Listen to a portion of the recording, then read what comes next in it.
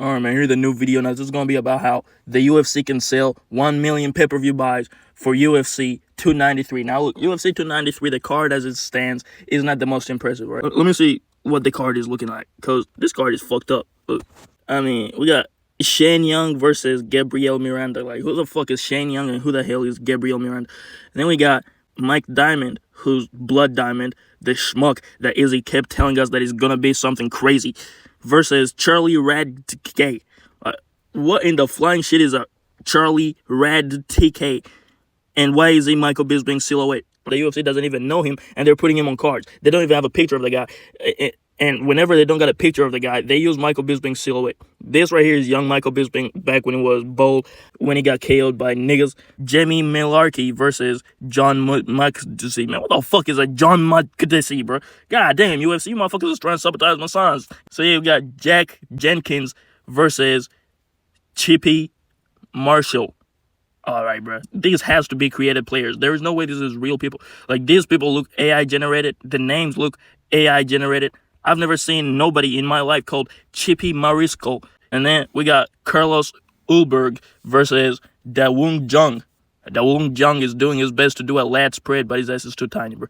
But yeah, we move on to PEDRO versus Anton Turkoj. What is this card, bro? What the fuck is happening, bro? And then we got Justin Taffa versus Austin Lane. More like Austin Lame.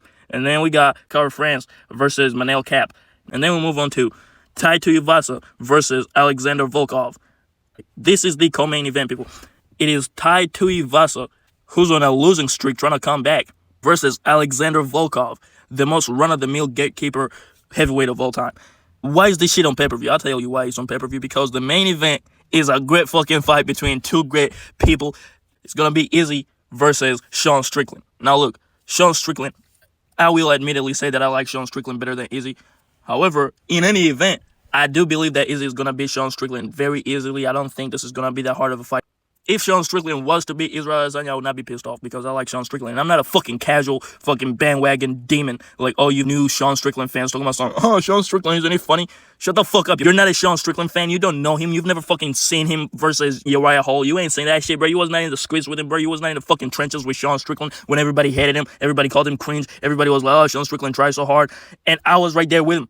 I was right there on the fucking front line, shooting back at motherfuckers talking crazy about my son, Sean Strickland. And now he gets the limelight. Everybody wants to turn around and be like, oh, we like Sean Strickland.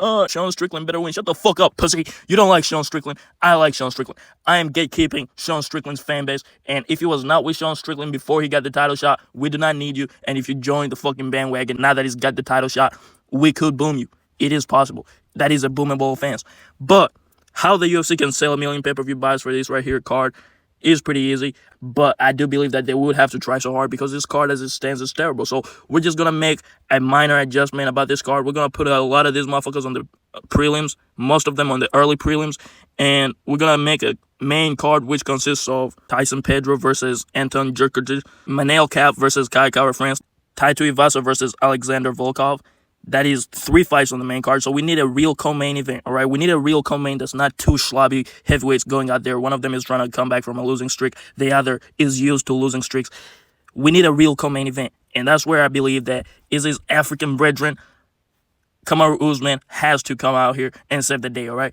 Big Kamaru Usman versus Stephen Wondersoy Thompson. So I just seen that Stephen Wondersoy Thompson refused to fight Ian Macaco Gary, which I don't blame him because you could get cut, and he also gets cut. And then you start bleeding all over each other, and the guy could give you AIDS because it's been known that he is an extremely homosexual person. And this is not just like gay, oh, he kissed a dude. No, he is literally going and sodomizing other dudes and letting other dudes sodomize him. And it's not even any dudes. It's a 130-pounder creep known as Marlon Chito Vera. I mean, Marlon Chito Vera, we don't know what them niggas be doing out there in Cuba, and is out here sodomizing Ian Gary, and this is all on camera, too. I'm not just making up crazy accusations. This is all on camera. Ian Gary and Marlon Vera literally sodomizing each other right in front of us, and Ian Gary wants to turn around and be like, hey, how come Wonderboy is ducking me?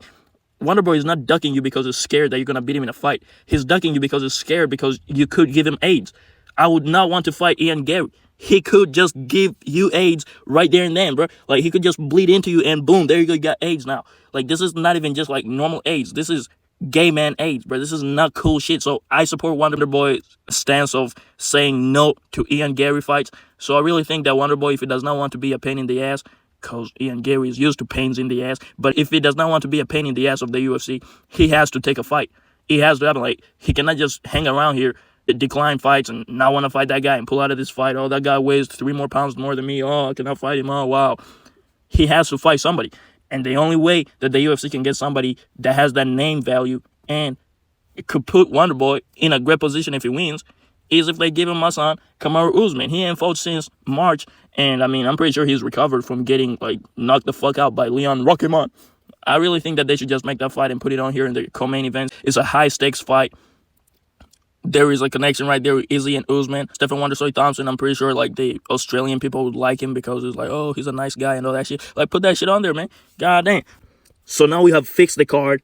Now we gotta go on to the promotion, which is gonna be carried by Sean Strickland and Izzy. It is gonna be mostly carried by Sean Strickland's just natural funniness, and he has a lot of ammo. He does have a lot of ammo on Izzy, so I don't think one press conference is going to be good enough for Izzy and Sean Strickland. We saw their chemistry back in the day when they was on the same press conference going back and forth. Like, these guys, they're two very opposing characters, all right? You have one of them who's, oh, yeah, man, I'm a staunch American man. I don't like TikToks. I don't like none of that new sissified shit. Versus Izzy, who is very experimental, if you will, with the nail color of choice. And sometimes he does pull out the old Sean O'Malley trick out of the Zest book, which is just coloring your hair pink, like a fucking word that I cannot say on YouTube. But I fucks with Izzy. Let's be fair, bro. He is a great fucking fighter, and he's entertaining. He's just something about Izzy that he's better than Sean O'Malley. Like, he's not like Sean O'Malley. Do your homework on Sean O'Malley's post-fight interview. Got less views than Aljo's post-fight interview. Sean O'Malley's not that big of a star. Like, you guys just keep telling us that, oh, he's that big of a star. He's a big star. Look at his KO over Aljo. He got a lot of views. Like, obviously, his KO over Aljo is going to get a lot of fucking views because that's literally a fight. They showed us the whole fight. The first round was non-existent. Nothing happened in the first round. And then in the second round, the KO happened, and they posted the second round, the full second round. So it's literally the full fight right after it happened. Right after he was still hot and everybody wanted to see what the hell happened. Oh, man, did Aljo lose? Did O'Malley lose? What happened? And then they post it and then call it the KO and shit like that. Like, obviously, that's going to get a lot of views. Like, if that would have been anybody else and they posted it immediately, it still would have got a lot of views. It's not because Sean O'Malley is this great star. Now, does Sean O'Malley's popularity play in the video getting like 6-7 million views right now? I mean, that's not even a lot, because let's be fair, bro. If they had posted Izzy's KO over Poatan immediately right after it happened, that shit would have got 10 million views, bro. You got random niggas like Flacco that are mere casuals making videos about Izzy and Poatan's KO, and that shit got 1 million views. So just imagine what would happen if the actual UFC posted the KO. It would have got 10 million views. But that's a story for another day. What is more impressive? Slumping a damn fucking grappler who's 130 pounds, Aljamain Sterling, or Poatan, Stonehead, the goddamn beast from Brazil that KOs motherfuckers. Only KO'd one person, by the way, with his left hook, but has the left hook of death, as they tell us. And Izzy literally slumps him out, like, boom. He's flatlined. His legs are stiffened.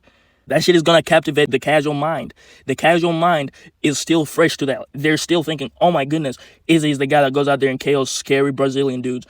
And now they're giving him this loud mouth, white trash, piece of shit, Sean Strickland. The casual brain is going to be like, yes, I want to watch this shit. And how you capitalize on Sean Strickland being a loud mouth, white trash, piece of shit, is by giving them at least 3 press conferences. Come on, Dana Boy. Come on, man. You used to do this shit for Conor McGregor every day. Every single day, Conor McGregor had like 5 press conferences. And then y'all wonder why Conor is such a big star. Like, how come nobody else can get on Conor's level? Because nobody else gets 5 fucking press conferences for one fight. Give my son Izzy some of that goddamn treatment, goddammit. So yeah, him versus Strickland. They can do a press conference this week. Like, they can literally do a press conference this week because the fight is in like, what, 2 weeks? So they can do a press conference this week in that Asian country that they're going in. Let's be honest, bro. I don't know, like Max Holloway versus the Korean Zombie, but they're not actually in Korea. But they're going to have a fight in Asia. So I really think Izzy, being partially Chinese, or as he would like to claim, fully Chinese, that's going to be a great market for him. Izzy and Sean Strickland right there in the press conference. And then they can do another press conference in America where my son Sean Strickland is going to be like, here's the fucking thing, dude. I'm the great American white fucking hope, dude.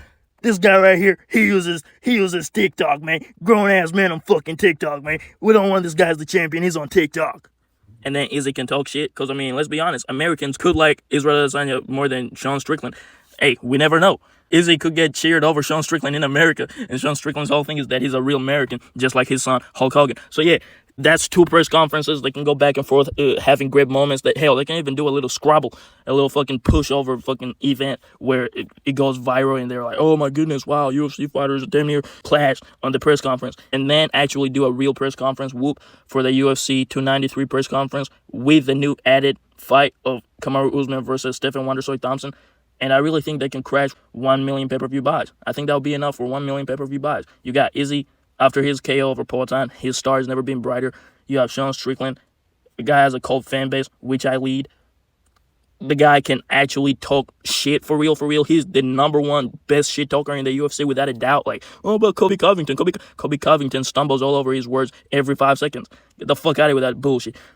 Sean Strickland is flawless on the microphone. He's fantastic because it's himself. He does not force anything. It's not like Kobe Covington forcing to be like a fucking bad guy. No, that's him. He's edgy around the edges, if you know what I mean. But it works. A lot of people like him, and a lot of people hate him. So you have two characters that a lot of people like and a lot of people hate going at it. It's going to be fantastic. It's going to be a fucking clash of fan bases of motherfuckers that think Izzy is cringy plus actual real Sean Strickland fans such as myself versus motherfuckers that like Izzy because they're casuals, or just motherfuckers that like Izzy, like myself, because he's a great fighter, and I actually like him for the sport, unlike Sean O'Malley. This is going to be a real whoop. This right here, I really think could crack 1 million pay-per-view buys. And if it sells 1 million pay-per-view buys, I'm pretty sure Dana White is going to be quick to tell us the fucking pay-per-view buys this time, because his ass never tells us the pay-per-view buys. Rumor has it that the last pay-per-view with Izzy versus Poatan, which was not even all that promoted, sold 800K pay-per-views. Do your homework on 800K pay-per-views is only 200K more pay-per-views from 1 million pay-per-view buys. So if Izzy can single-handedly sell 800K pay-per-views because Poatan does not talk any shit, plus Sean Strickland, who can very well bring in 200K more pay-per-views from motherfuckers that are like, yeah, man, I support that fucking guy right there. He got chest hair. Like, they're going to sell 1 million pay-per-view buys if they follow my fucking blueprint. Because if they do not follow my blueprint, it's going to be another one of these measly-ass 500K, 600K, 700K bullshit-ass pay-per-views, all right? If they sell 1 million pay-per-view buys, everybody's going to be happy. And hell, even Izzy haters, they're going to be like, yeah, that's great. Because he's obviously going to win, all right? And even if he loses, I'm not going to be pissed off. It is what it is. We don't get to see the fucking Africa clash, which is Dracus Duplessis versus Izzy. But, hey, I really do believe Izzy is going to win this one very easily. So right after selling 1 million pay-per-view buys with somebody who's not that big of a name, Sean Strickland, he could then turn around and fight somebody who has a little bit of a bigger name and an actual, like, fucking continent, fan base.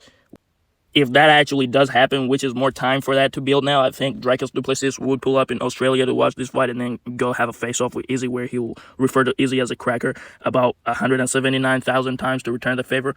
I think that should happen. And then they could actually throw that one in Africa, let's be fair. Like, just put that shit in Africa. You still got time to build a stadium or arena and throw that shit out there in Africa. And, yeah, I'm pretty sure that could also sell 1 million pay-per-view buys. But right when we get there, I'll tell the UFC how to sell 1 million pay-per-view buys with that one if they do follow my blueprint for this one and sell 1 million pay-per-view buys. Like and subscribe them out.